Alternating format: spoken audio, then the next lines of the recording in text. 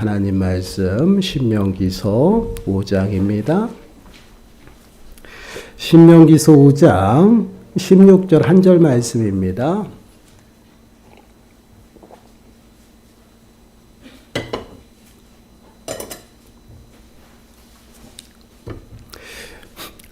우리 한 목소리로 함께 읽겠습니다. 너는 내 하나님 여호와께서 명령한 대로 내 부모를 공경하라. 그리하면 내 하나님 여호와가 내게 준 땅에서 내 생명이 길고 복을 누리리라. 아멘. 오늘 말씀의 제목은 이제 부모를 공경하라입니다. 오늘은 어버이 주일이에요. 우리를 낳으시고 또한 우리를 기르신 그 어버이의 은혜 좀 감사하는 시간들이 되셨으면 좋겠습니다. 그리고 그 은혜에 보답하고 그 은혜에 합당하게 과연 우리는 어떠한 모습으로 살아가고 어떻게 부모를 섬겨야 하는지 좀 그것에 대해서 함께 좀 묵상해 보려고 합니다. 말씀을 통해서 우리의 삶을 좀 살피시는 시간들이 되시고 하나님의 대리자이신 그 부모를 어떠한 모습으로 잘 섬겨야 되는지 깨닫는 시간들이 되시기를 바랍니다. 본문을 다시 한번 보세요. 너는 내 하나님 여호와께서 명령한 대로 네 부모를 공경하라. 그리하면 내 하나님 여호와가 네게 준 땅에서 네 생명이 길고 복을 누리리라. 아멘. 네 부모를 공경하라 말씀을 하고 있죠. 근데 부모를 공경하는 이 일이 우리에게 선택이 아니다라는 것이에요. 해도 되고 안 해도 되는 일이 아니다라는 것입니다. 부모를 공경하는 것이 하나님께서 우리에게 명령하신 그 의무이고 책임이에요. 우리가 의무 또 책임 이러한 단어들을 들으면 좀 알레르기성 그런 반응들을 하죠. 그래도 어쩔 수 없어요. 책임이 있고 의무가 있습니다. 부모를 공경하라는 이 계명은요, 하나님께서 이스라엘 백성들에게 율법을 수여하신 그 10계명 5번째 계명이에요. 출애굽기 20장 12절 말씀을 보시면 네 부모를 공경하라. 그리하면 네 하나님 여호와가 네게 준 땅에서 네 생명이 길리라. 하나님께서 이스라엘 백성들을 애굽에서 구원하시고 그들을 시내산까지 이끄셨죠. 그리고 그들에게 하나님 백성답게 살아가도록 이젠 그 길잡이를 주셔요. 율법이에요. 그 율법을 명하실 때 10계명을 주신데 5번째 계명으로 이스라엘 백성들에게 줍니다. 이 10계명을 직접 받은 자가 누구냐? 출애굽한 1세대 백성들이었어요. 그들에게 명령하고 그들에게 언약으로 주신 것이에요. 그런데 지금 모세가 신명기를 통해서 선포하는 이 말씀은 누가 듣고 있어요? 2세대라는 것이에요. 애굽에서 구원받은 1세대는요. 하나님을 원망하고 불평해서 하나님의 징계로 인해 광야에서 40년 동안 유린되었습니다. 그동안 1세대 부모 세대들은 다 죽었어요. 다 죽고 이제는 모압 평지에 이르러 가나안 땅을 바라보고 있는데 거기에는 누가 있느냐 보세요. 2세대 이스라엘 백성이에요. 그들은 율법을 직접 받지 못했습니다. 알지 못해요. 그렇기 때문에 이젠 가나안 정복을 위해서 이스라엘 백성들에게 하나님의 말씀을 가르쳐줘요. 가장 먼저 뭐예요? 율법을 가르치는 10계명이에요. 그 말씀 중에 너희는 이제 이렇게 살아가야 한다라고 말씀을 하고 있어요. 그래서 모세가 어떠한 표현을 쓰냐면 여호와께서 명령하신 대로라고 표현하고 있는 거예요. 왜요? 그들이 직접대로 그거를 받지 않았기 때문에 명령하신 대로 너희는 부모를 공경해야 된다라고 말씀을 하고 있어요. 그리하면 하나님께서 너에게 주신 그 땅 가나안 땅에서 생명이 길고 복을 누리게 될 것이다 라고 말씀을 하고 있습니다. 그런데 이 명령이 얼마나 중요한 것이냐. 여러분 10계명은 1계명부터 4계명까지 하나님과 사람과의 지켜야 될 약속이에요. 그 다음에 사람과 사람과의 그 약속, 지켜야 될 그 언약의 첫 번째로 등장하는 게 무엇이냐? 바로 부모를 공경하라는 그 말씀입니다. 굉장히 중요한 말씀이에요. 근데 이 언약이 무엇과 동일하게 쓰여지냐? 하나님 앞에 쓰여지는 그 언약과 동일시되고 있다라는 거예요. 여러분, 레위기서 19장 3절 말씀을 보시면 너희 각 사람은 부모를 경외하고 나의 안식일을 지키라. 나는 너희의 하나님 여호와이니라. 부모를 공경하고 나의 안식일을 지켜 행하라라고 명령이에요. 근데 어떤 안식일을 지키는 것과 부모를 공경하고 동일하게 두고 있다라는 것이에요. 이는 부모를 공경하는 그 일이요, 안식일의 계명과 함께 그 언약 공동체의 그 질서를 어떻게 유지하는데 필요한 조건이 된다라는 것이에요. 하나님께서는 모든 천지 창조를 어떻게 질서 있게 하셨어요. 모든 자연에 당신의 영광을 두고 질서를 세우셨다라는 것이에요. 가정 또한 마찬가지예요. 가정 또한 하나님께서 질서를 세우셔서 그 질서에 순종하며 살아가도록 책임과 의무를 주었다라는 것이, 이것이 가정이에요. 이 가정의 질서가 무너지면 그 가정이 어떻게 해요? 파괴되는 것이에요. 여러분, 예배소서 6장 1절에서 4절 말씀을 보면 이 질서에 관하여 이렇게 말씀을 하고 있어요. 자녀들아, 주 안에서 너희 부모에게 순종하라. 이것이 옳으니라. 네 아버지와 어머니를 공경하라. 이것은 약속이 있는 첫 계명이니 이로써 내가 잘되고 땅에서 장수하리라. 또 아비들아, 너희 자녀를 노엽게 하지 말고 오직 주의 교훈과 훈계로 양육하라. 지금 보세요. 부모는 부모의 책임과 의무를 하나님께서 말씀을 하고 있어요. 그리고 자녀들은 자녀에 합당한 그 책임과 의무를 이야기를 하고 있다. 이것이 하나님께서 세우신 가정의 질서예요. 그 가정의 질서에 순종하는 그 일이 부모를 공경하는 거다라고 이야기를 하고 있어요.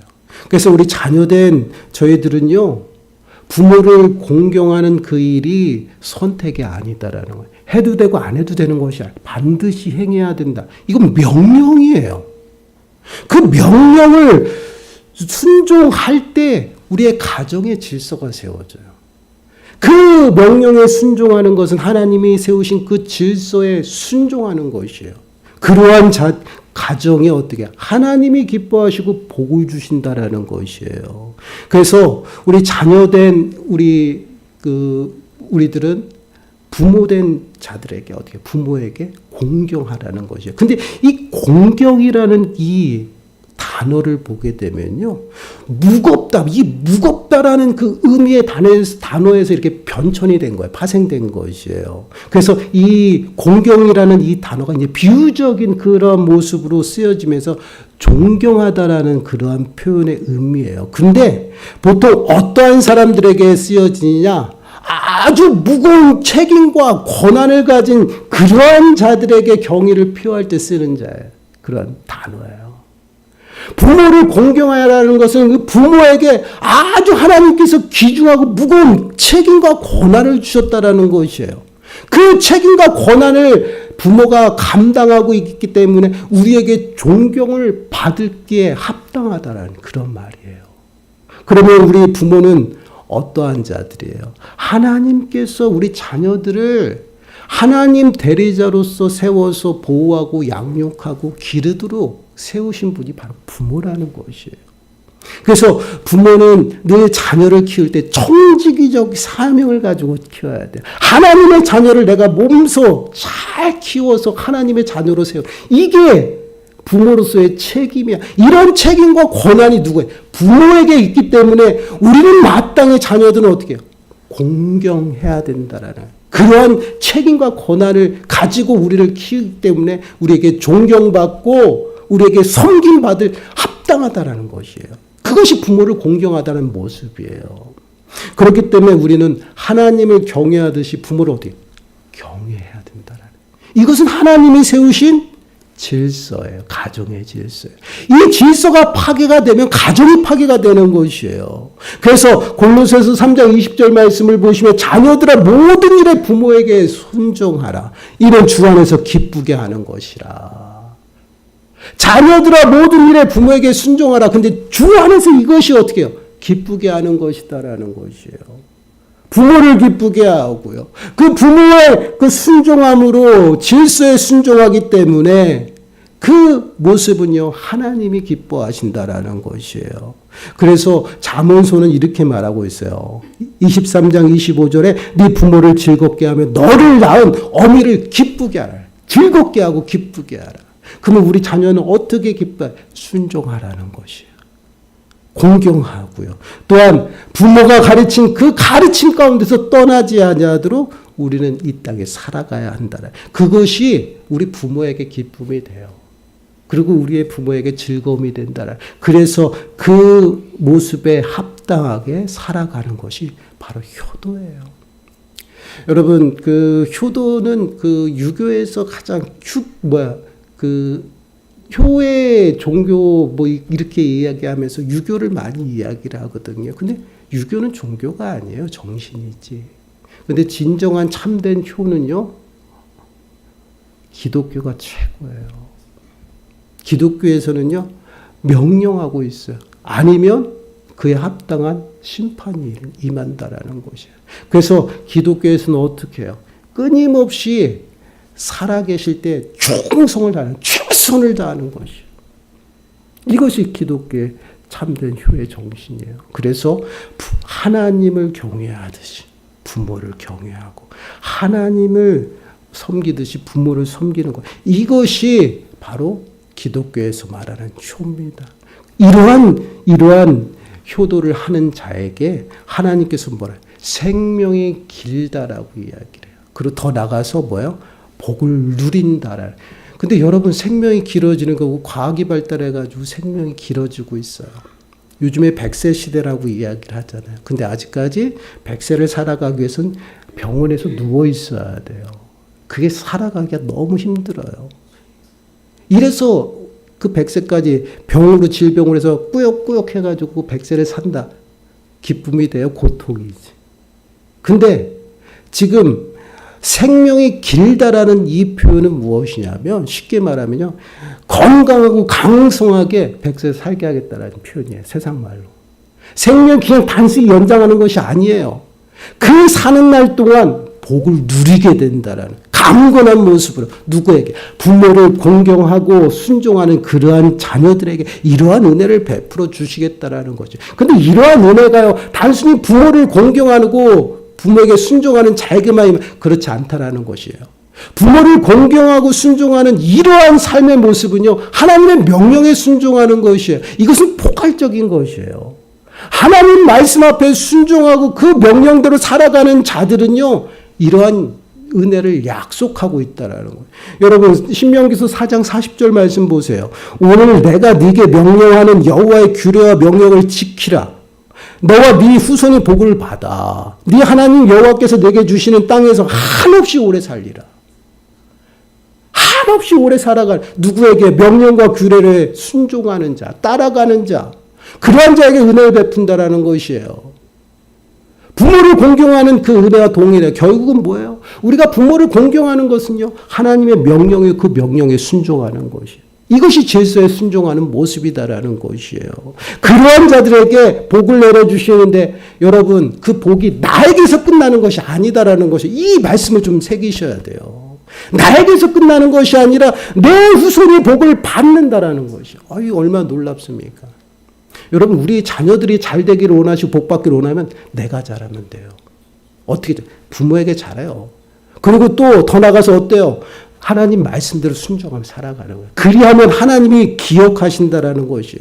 여러분, 성경을 읽다 보면 다윗이라는 인물이 나옵니다. 다윗은 하나님 보시기에 합한 자예요. 왜 합한 자냐? 그는 하나님 명령과 규례를 온전히 지켜 행한 자예요. 순종하며 따라간 자예요. 그런 다윗이 얼마나 위대한지, 그 자손 대대의 왕의 그 삶을 마감하면서 그 삶을 평가할 때 누가 기준이 돼요? 다윗이 기준이 되겠어요. 엄청 놀랍습니다. 여러분, 열왕기상 15장 11절 말씀 보세요. 아사가 그의 조상 다윗과 같이 여호와 보시기에 정직하게 행하며, 그냥 정직하게, 아사가 정직하게 행하였다라고 표현하면 되잖아요. 근데 누가 같이? 다윗과 같이. 다윗이 기준이 됐어요. 여러분 또 한 군데 보세요. 열왕기 하 16장 2절 말씀 보세요. 아하스가 왕이 될 때 나이가 20세라. 예루살렘에서 16년간 다스렸으나 그의 조상 다윗과 같지 아니하여 그의 하나님 여호와께서 보시기에 정직히 행하지 아니하고 그의 조상 다윗과 같이 하지 않았다. 누가 기준? 다윗이 기준이었어요. 왜요? 하나님의 말씀대로 명령에 순종하고 합한 자였어요. 이만큼 다윗이 위대했어요. 그럼 다윗을 통해서 그 후손들이 정말 약속대로 은혜를 입었을까? 입었다라는 것이에요. 명령과 또한 그 규례를 지켜 행하고 하나님 앞에 순종했더니 다윗뿐만 아니라 그 자녀까지 복을 누려요. 그 자녀가 솔로몬이에요.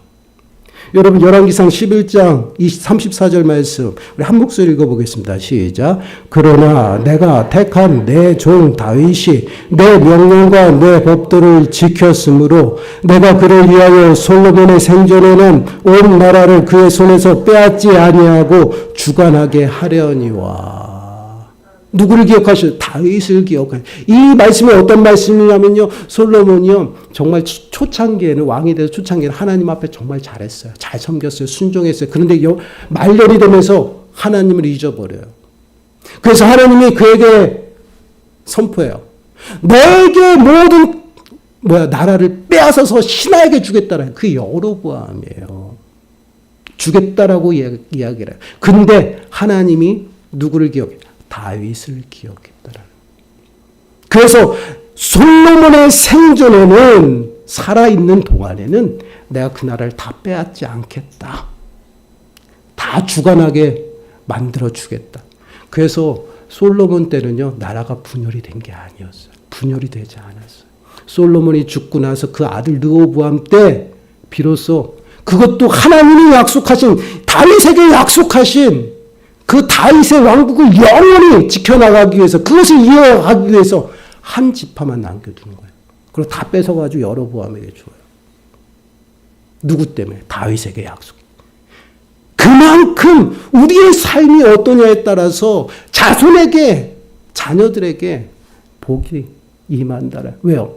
나를 기억하사. 그 자녀가 아니라 나를 기억하셔서 나에게 약속하셨기 때문에 하나님은 언약을 맺으시고 그 언약 가운데서 일하신다라는 것이에요. 그 다윗이 말씀에 순종하고 지켜 명령대로 따랐더니 어떻게 돼요? 자녀가 복을 받아요. 이 복이 부모를 공경하는 그 가정 가운데 임하게 된다라는 것이에요. 아주 놀랍지 않습니까? 그래서 우리는요, 이 가정 가운데 세우신 하나님의 질서 앞에 우리 순종하며 따라가는 거예요. 부모는요, 우리 자녀들에게 마땅히 행할 길을 가르침으로 그 자녀들이 늙어서도 그 길에서 떠나지 아니하도록 가르쳐야 되는 것이에요. 그럼 우리 자녀들은요, 하나님을 경외하듯이 부모는 어떻게 경외하며 공경하고 순종하는, 그리고 기쁘게 해야 돼요. 마음이 상하게 하면 안 된다라는 것이죠. 그러한 자에게 어떻게 해요? 생명이 길고 복을 누리게 하겠다. 모든 일에 형통하게 하겠다. 이것은 나에게서 끝나는 게 아니라 누구에게? 자녀에게. 그렇습니다. 가정은요, 이렇게 하나님이 세우신 그 질서 아래서 돌아가는 것이. 이 질서가 파괴되게 되면은 가정이 붕괴가 돼요. 정말 복된 가정은 이 하나님이 세우신 질서 아래서 자녀는 자녀로서의 책임을 다해요. 부모는 부모로서 책임을 다합니다. 그러면서 가정천국을 이루어 나가는 것이에요. 여러분, 우리 자녀들은요, 우리 부모가 하는 대로 그대로 따라합니다. 그래서 본이 되는 삶을 살아가야 된다는 것이에요. 효자 아버지 밑에 효도하는 아들이 태어나요. 효도하는 그 가정에 충신이 난다라는 말이 있습니다. 내가 하는 만큼 내가 무엇을 하냐에 우리 자녀들이 그대로 따라한다라는 것이에요. 우리 자녀들이 하는 행동은요, 여러분 잘 살펴서 그 모습을 통해서 나를 살펴야 돼요. 그대로 따라한다. 이것이 우리 가정에 세우신 모습이죠.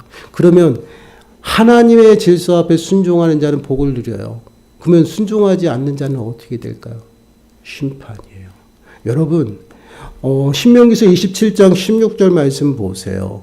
그의 부모를 경홀히 여기는 자는 저주를 받을 것이라 할 것이요. 모든 백성은 아멘 할지어다.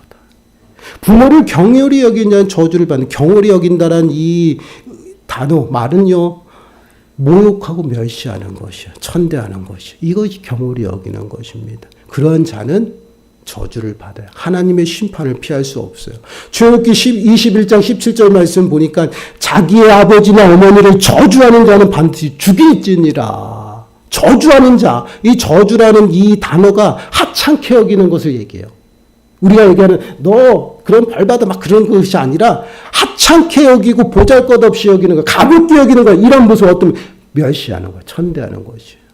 부모를 멸시하고 천대하는 자들은 반드시 죽여라! 라고 얘기를 해요. 그래서 여러분,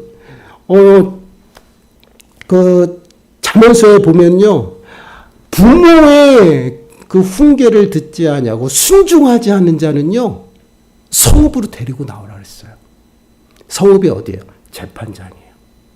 거기에 장로들에게 아뢰어서 그 자녀를 어디 돌로 쳐 죽이라는 거예요. 잠언서에 있어요. 왜요? 듣지 아니하기 때문에, 순종하지 아니하기 때문에, 징계에 순종하지 아니하고 훈계에 듣지 아니하고 늘 그는 술에 임박해서 살았다라는 것이, 세상 가운데 자기 생각으로 똘똘 뭉쳐 살았다는 얘기죠. 그러한 자녀들 성읍으로 가서 재판장에게 말하고 재판장이 판결 냅니다. 돌로 쳐 죽여라 해서 돌로 죽이는 거예요. 부모 앞에서 오죽하면 데리고 오겠어요. 이게 바로 그 질서가 무너지고 책임을 다하지 않을 때 모습이에요. 우리가 다윗을 통해서 솔로몬을 우리가 묵상해 봤죠. 여러분, 그 반대의 인물이 또 있어요. 누구야? 압살롬. 우린 두 가지 면을 다 보셔야 됩니다. 압살롬은 어땠습니까? 아버지에게 반역했어요. 다윗에게 반역해서 쿠데타를 일으켜요. 그러나 실패합니다. 어떻게 되세요? 비참하게 죽어요. 여러분, 사무엘하 18장 9절 말씀을 보시면요, 압살롬이 다윗의 부하들과 마주치니라. 압살롬이 노새를 탔는데 그 상수리나무 번성한 가지 아래로 지나갈 때 압살롬의 머리가 그 상수리나무에 걸림에 그가 공중과 그 땅 사이에 달리고 그가 탔던 노새는 그 아래로 빠져간지라. 쉽게 말씀을 드리면 그 머리카락이 뻣뻣해요, 압살롬이. 근데 그게 상수나무 거기에 웅성한 데 지나가면서 거기에 머리에 딱 걸려가지고 이러지도 못하고 저러지도 못하고 걸린 거예요. 근데 노새는 어떻게 해요? 그냥 지나가 버려요. 어떻습니까? 모습이 대롱대롱 혼자 걸려 있는 거예요. 도망가면서 그렇게 된 거예요. 근데 요압이 따라가서 어떻게 해요? 찔러서 죽여요. 분명히 다윗은 뭐라 그랬어요? 살려두라 그랬지만 그 부하 요압은 어떻게 해요? 가서 죽이는 거예요. 비참한 처우를 받습니다. 여러분, 분명히 성경에서는 두 가지 면을 다 보여주고 있어요. 왜 보여줄까요? 우리가 하나님 말씀에 순종할 때 하나님께서는 반드시 그에 합당하게 은혜를 베풀어요. 그러나 순종하지 아니하고 하나님이 기뻐하시지 않는 다른 방향으로 할 때는요, 그에 합당한 저주와 심판이 임한다라는 거예요. 비참해요. 이것이 하나님께서 우리들의 끊임없이 말씀하는 그러한 모습이에요. 그렇습니다. 부모를 공경하는 자는요, 하나님께서 복에 복을 더하셔요. 우리 때만이 아니에요. 자녀들까지 복이 임할 수 있도록 풍성하게 주는 것입니다. 그러나 우리가 부모에게 공경하지 아니한 자는요, 반드시 그에 합당한 심판이 있다라는 것이에요. 부모를 공경하는 것은요, 선택이 아니에요. 책임입니다. 무조건 행해야 되는 의무예요. 그리고 그것을 통해서 우리가 하나님이 세우신 질서 앞에 순종하는 그러한 믿음의 모습이라는 것이, 그것을 통해서 하나님이 기뻐하셔. 그 모습을 통해서 그 가정을 세우시고 그 가정에 복에 복을 더한다라는 것이에요. 사랑하는 여러분, 우리들의 가정을 좀 돌아보시기 바라요. 아니, 내 모습을 좀 돌아보시기 바라요. 우리는 과연 부모를 바라볼 때 어떠한 모습으로, 어떠한 대상으로 바라보는지 여러분, 우리가 좀 진단해 봐야 돼요. 그리고 우리 자녀들은 나를 바라볼 때 어떠한 대상과 어떠한 모습으로 바라보는지 그것 또한 살펴야 됩니다. 우리 자녀들은요, 부모의 삶을 보고 배워가면서 닮아갑니다. 그래서 부모들은요, 끊임없이 본이 되는 삶을 살아가야 되고 마땅히 행할 것을 가르쳐야 돼요. 그리고 부모에게 어떠한 삶을 살아가든지 가르쳐야 되는 것이에요. 그리고 자녀들은요, 그 훈계와 계명에 순종하며 따라가는 거예요. 그러면서 그 가족의 질서가 세워지는 것입니다. 우리 자녀들이 어른을 보았을 때 인사 잘 못하잖아요. 저는 그것이 항상 조심스러워요. 그래서 물어봐요. 왜 인사 안 해요? 인사를 잘해야지. 그리고 인사 잘하라고 항상 주일마다 그런 얘기를 많이 해요. 왜 그러면 그 모습을 통해 저를 살피게 되잖아요. 그래서 끊임없이 얘기해요.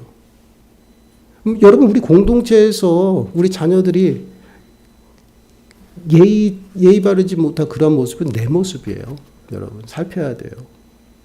그리고 그것들을 가르쳐야 돼요. 가르쳐서 끊임없이 어른을 섬기고 또한 더 나아가서는 그 어른을 존경할 수 있는 그런 삶의 모습을 가르쳐야 돼요.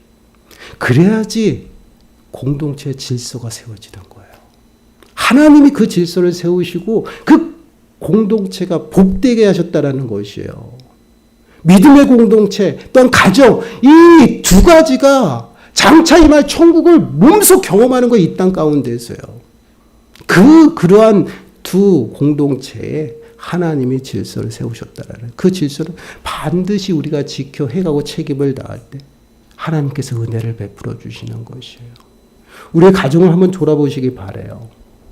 우리의 공동체를 한번 돌아보시기 바랍니다. 우리는 어떠한 모습으로 정말 어른들을 존경하고 어른들을 또한 바라보고 있는지, 내 부모를 어떠한 모습으로 바라보고 있는지, 어떻게 섬기고 있는지 우리는 참 이러한 모습들을 좀 말씀으로 좀 점검해 보셨으면 좋겠습니다. 오늘은 가정의 달입니다. 이 가정의 달, 하나님께서 우리 가정 가운데 세우신 그 질서를 다시금 세우세요. 우리 가정이 정말 복받기를 원한다라면 이 가정이 세우신 하나님의 질서 앞에 순종하세요.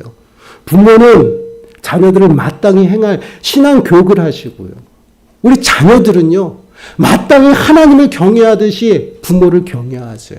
그리고 부모를 공경하세요. 그리고 순종하세요. 그리하면 여러분 하나님께서 약속한 잘되고 복되는 그 은혜를 부어주시면 누리게 된다라는 것이에요.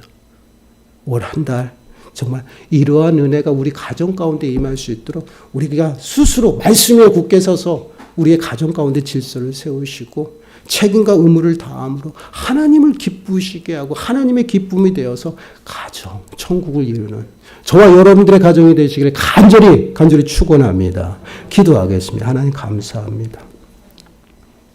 가정을 세우셔서 자녀를 허락하시고 또한 부모를 허락하셔서 서로의 책임을 다하며 가정 천국을 이루게 하시는 애 감사드립니다. 저희들이 이 가정 천국을 몸소 누리지 못하고 책임을 못하며 살아갈 때가 너무나도 많습니다. 하나님 불쌍히 여겨주셔서 부모는 이제 자녀들에게 마땅히 행할 길을 가르치게 하시고 자녀들은 하나님을 경외하듯이 부모를 경외하며 공경하게 하시고 마땅히 순종하며 살아가는 모든 자녀들이 되게 하여 주셔서 다시금 저희들의 가정 가운데 하나님의 질서가 세워지고 하나님이 기쁨이 되고 믿음의 가정이 세워질 수 있도록 주여 축복하여 주옵소서. 이 모든 말씀 예수님의 이름으로 감사하며 기도드리옵나이다. 아멘. 우리 앞뒤 좌우